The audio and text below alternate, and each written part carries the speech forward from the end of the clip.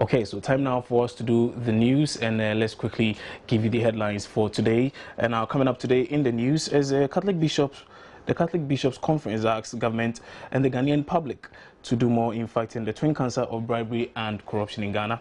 Also coming up is the Ghana Road Transport Coordinating Council, GPRTU, and Progressive Transport Owners Association, that's PROTOA, says transport fares will not be reviewed downwards. These and many more coming up in the next few minutes. Stay tuned.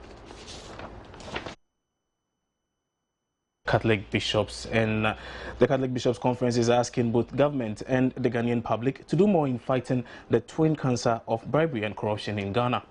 In their New Year message to Ghanaians, the Catholic Bishops said corruption remains pervasive in the society because current interventions are inadequate to deter culprits. They say despite institutions put in place to deal with the canker, it has remained a major blot on the country's reputation. The bishops observe that the personnel manning the institutions aimed at tackling corruption and the general public lack integrity, resulting in the breakdown of morals. President of Ghana Catholic Bishops Conference, Most Reverend Joseph Osei-Bonsu, says punishment for persons found to be corrupt must be severe. The Catholic bishops also observed that there is a general breakdown in morality among Ghanaians. The bishops have therefore advised parents to ensure that their children dress decently, do not engage in social vices, including abusing illicit drugs and in premarital sex.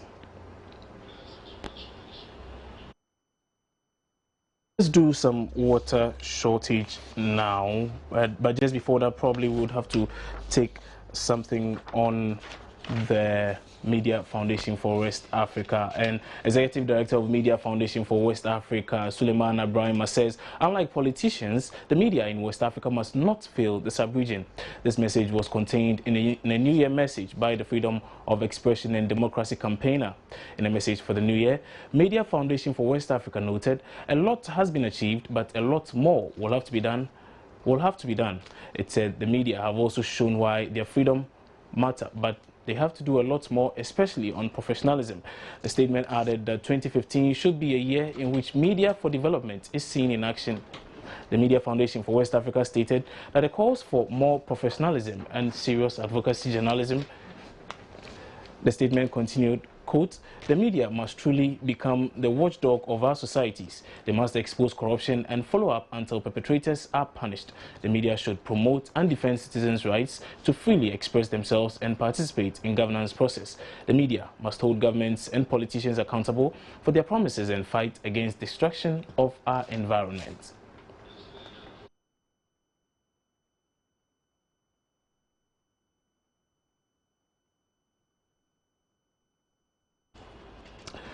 So now, residents living in Ashomang and other surrounding communities in the capital still do not have access to pipe-borne water, despite claims by government that the newly built Kpong Waterworks will provide the commodity to their respective homes. Now, Joy News Redwan Karim Dini Osman, who visited the community to assess the situation there, reports that residents are unhappy. They are yet to benefit from the precious commodity and called on government to quickly integrate them into the country's water system. When one needs water, the natural instinct is for the person to get. For many parts of Accra, the question where does not arise. But for residents of Ashomang Estates, the question where is a predicament they would have to contend with on a daily basis. For over 8 years now, residents living in Ashomang and other surrounding communities in the capital have to depend on harvested rainwater to take care of their domestic needs. So when news filtered in on the airwaves that the newly built Kpong Waterworks would solve the long-standing water supply challenge in the community, residents countered their lack. Many have, however, expressed disappointment that the much-anticipated pipe-borne water was yet to flow through their taps, despite the announcement by government. 8 years in we have not had water for over 8 years now. They complain that the lack of potable water means they have to trek long distances in search of the essential commodity. 59-year-old Lovelace Opukwajiman is a resident of Ashoman. According to him, the water situation in the community is terrible and has gravely affected their daily activities. It's very, very terrible in the sense that, as I've told you earlier, we buy water from the water tankers, and 1 week, 2 weeks, or 3 weeks time, the water got finished. You have to buy another one again, whereby we can't meet our actual ends meet. So, added to the water problem, it has let our expenses run high. A common feature here in Ashoman are these tubes mounted on rooftops of buildings to harvest rainwater. But with the onset of the dry season, residents say they would have to depend on the services of water tanker operators to keep body and soul together. We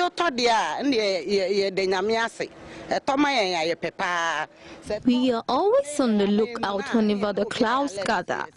We could harvest the rain for domestic use. There are pipelines, all right, but it doesn't come. We have to go all the way to fetch water elsewhere and all that. It is very, very terrible. Residents, however, could not explain the actual cause of the water problem, but appealed to government to quickly add them to the national water supply grid. The government has to try for us concerning our water, because here is a developed place now and there's no water. The government has to do something real soon. As residents continue to yearn for the days when the precious commodity will flow through their taps, they do so with the hope that government would address other developmental challenges in their community. Redwan Karim Dini Osman, Joy News, Accra. Some residents of Ashoman there who are in desperate need of pipe-borne water. Let's move on to the agri sector now. And the CEO of the GN Bank, Patrick Anumel, is asking government to take the agricultural sector more seriously this year if it wants to ensure some economic stability. For him, a well-developed and organized agricultural sector can boost exports and guarantee a more stable foreign exchange zone. One of the areas that we should take seriously is our export. Because if we're able to export, then we'll be able to preserve our foreign exchange. We'll be able to really have a lot of dollars floating, and therefore pricing of dollar will be down. This economic concept of supply and demand. If there's little dollar in the country, then there's struggle for dollar, and therefore the price goes up. Now, if we're able to produce a lot of agricultural produce, take for example rice. We have this Volta River, flowing from north down to south. If you go to Adan area, it's just flowing into the sea. If somewhere along the line, downstream, we could tap them and do mechanized farming, we could do a lot of vegetables. Do you know that we even import tomatoes and so on from Burkina? If we could dam our lake, we could cultivate vegetables like even tomatoes, garden eggs and so on that we need a lot. One very important agricultural produce, rice, can be produced in the Accra Plains. It has been tried before. In fact, they are still doing at this Volta rice factory. If we could be serious with that, and that one requires government intervention, where the government will provide available land, will provide the irrigation equipment, will provide the mechanized machines that we need and so on. And then maybe do block farming, allocate it to farmers. You'll find that farmers will grow, and they will grow and grow and grow. We'll get a lot of rice. If there's a lot of rice, there will be no need in chasing after dollars to go and import rice. And therefore, it will stabilize the dollar. And if the dollar is stabilized, it controls prices by itself, market economy. And therefore, inflation will also be stabilized. So for us, for some of us, we think that if we take agriculture seriously, we'll be able to solve part of our problem. Let's now do some issues relating to fuel prices and transport. And the Ghana Road Transport Coordinating Council, GPRTO, and the Progressive Transport Owners Association, PROTOA, say transport fares are unlikely are unlikely to be changed anytime soon. The NPA on Wednesday announced a 10% reduction in fuel prices following the drop in crude oil price on the world market. This comes on the back of intense pressure from civil society organizations, the general public and some political parties who were demanding an immediate review of petroleum prices to reflect the crude oil prices on the world market. The NPA explained that it owes the bulk oil distribution companies, BDCs, huge sums of money, hence the delay in the downward review of petroleum prices.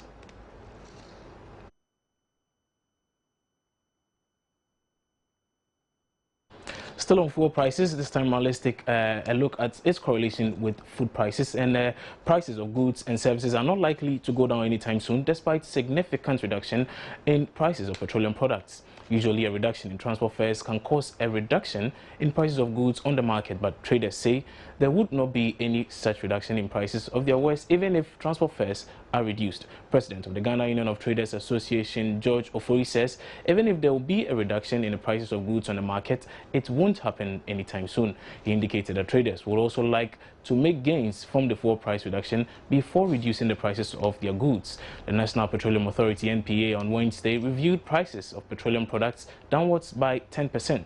Currently, a litre of petrol is selling at 3 cedis 5 pesos, diesel at 2 Ghana cedis 97 pesos, while a kilogram of LPG is going for 2 Ghana cedis 64 pesos. Consumers, however, say the reduction does not reflect the current price of crude oil on the international market. Since the reduction, there has been pressure on transport operators and traders to reduce their wares in line with a 10% reduction in petroleum prices.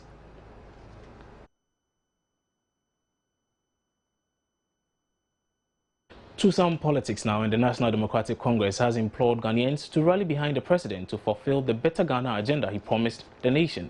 A statement signed by the party's General Secretary Johnson Esiedun Ketia said the NDC encourages the nation to rally behind the President John Dramani Mahama as he strives to pursue the Better Ghana agenda towards a secured future for the nation.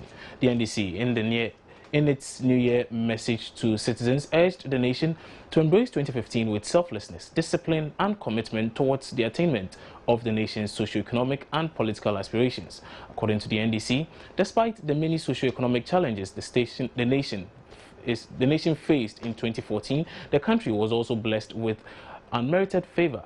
The NDC said 2015 promises hope, encouragement and desire to lift the nation onto a new era of prosperity and success. Esiedun Ketia advised citizens to resolve to work hard to collectively make Ghana great and strong.